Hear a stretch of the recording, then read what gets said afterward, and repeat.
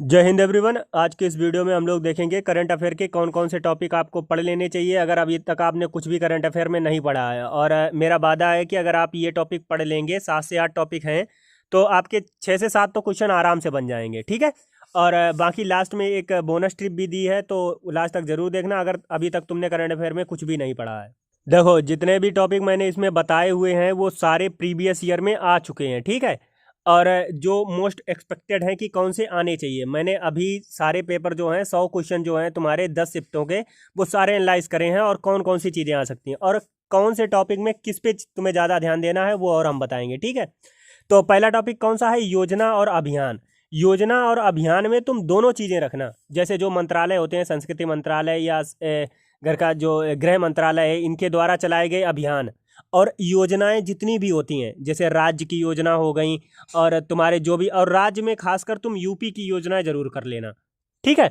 तो तुम्हें क्या करना है? केंद्र की भी योजनाएं करनी है और राज्य की भी योजनाएं करनी है। लेकिन सारे राज्यों की करने मत बैठ जाना कि अलग अलग सारे राज्यों की कर रहे हो। यूपी की थोड़ी ज़्यादा कर लेना, क्योंकि यूपी स्पेशल हम लोग दे ही रहे हो, पेट का एग्जाम तो यूपी ज़्यादा वो रहता है। ठीक। और जो पहली बार हुआ है, जैसे पहली बार हुआ है, हम वो पुराने स्टैटिक की बात नहीं कर रहे हैं, हम वो बात कर रहे हैं जो रिसेंट में पहली बार हो रहा है। जैसे मानो कि यूएनओ की कोई पहली महिला अध्यक्ष बन गई, या किसी राज्य किसी देश में कोई पहली महिला प्रधानमंत्री बनी है, या तुम मान लो कोई ट्रांसजेंडर किसी में बना है, या तुम मान लो कोई पहली मेट्रो चली है। इस टाइप के जितने भी क्वेश्चंस होते हैं वो सारे तुम्हें कर लेने हैं, वो बहुत ज़्यादा आते हैं। और ये सारे मैं जो भी बता रहा हूँ वो अपने मन से कुछ भी नहीं बता रहा हूँ भाई, सुबह से बैठ के मैं यही एनालाइज कर रहा हूँ कि कहाँ से क्या आया है, तब मैंने ये टॉपिक निकाले हैं। ऐसे ही कहीं किसी से पूछ के नहीं बता रहा हूँ। नियुक्तियां और ब्रांड एम्बेसडर। ब्रांड एम्बेसडर से तुम्हारे 2 प्रश्न आ चुके हैं प्रीवियस ईयर में, और नियुक्तियों से तो ऑलमोस्ट सभी शिफ्टों में क्वेश्चन आए हुए हैं।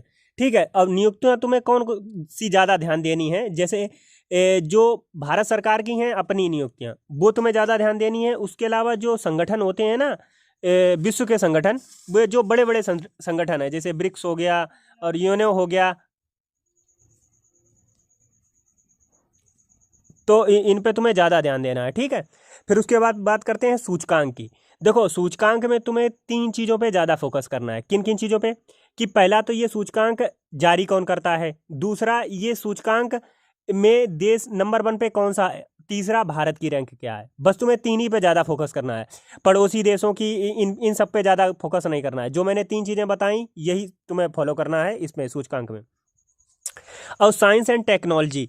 देखो, साइंस एंड टेक्नोलॉजी में केवल एक चीज़ जो मैंने देखी है वो अधिकांश शिफ्टों में आई हुई है, वो है पोर्टल।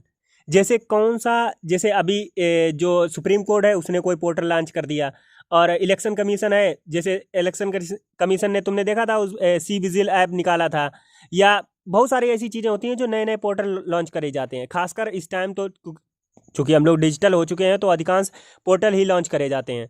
फिर उसके बाद में पुरस्कार की बात करते हैं। अब देखो, पुरस्कार में केवल तुम्हें वही पुरस्कार नहीं याद करने हैं जो खेल और खिलाड़ियों को दिए जाते हैं, नहीं। जैसे मान लो प्रधानमंत्री मोदी को अभी जो जो पुरस्कार मिल चुके हैं, जहाँ भी जाते हैं कुछ ना कुछ लेके जरूर आते हैं, तो वही तुम्हें याद कर लेने हैं उनके। उसके अलावा जैसे मान लो कोई घर के यहाँ के, मतलब अपने यहाँ के जो भी वैज्ञानिक होते हैं, उनको विदेश से जो पुरस्कार मिलते हैं, आप डाल देना कि पुरस्कार कौन कौन से हैं, तो आप जो वीडियो आ जाए वो देख लेना। इसके अलावा खेल और खिलाड़ी।